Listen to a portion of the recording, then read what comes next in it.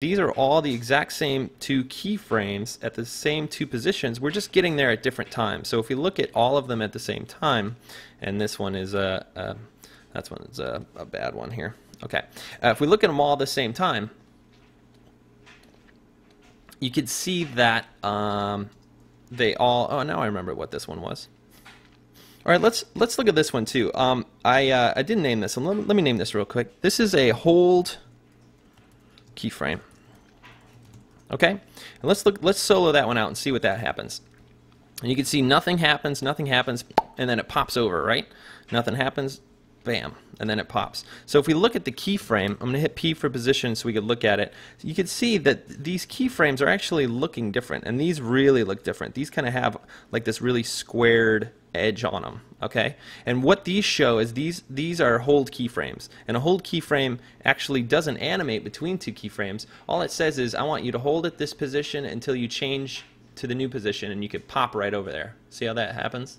So that's what hold keyframes do, and you could do that many times. If you were to make one that goes up, it'll actually hold here and then pop here again. See how that happens? So those are hold keyframes.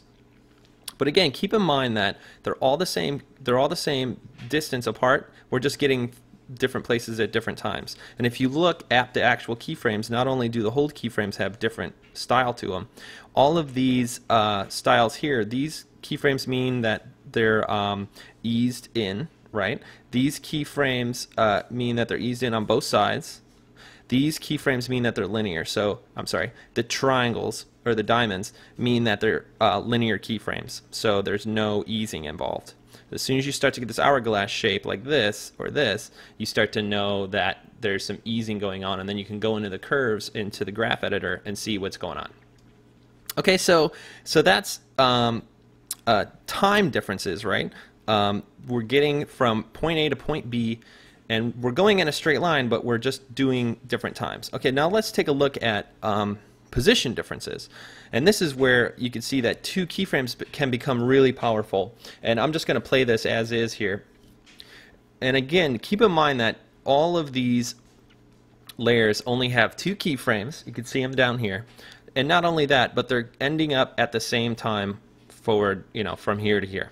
Now at this point, the differences between all of these is the way that they get there, the actual shape and the position they get there. And After Effects calls these things kind of in a scientific way. Position they call spatial keyframing. Okay, so when you're moving keyframes throughout different positions,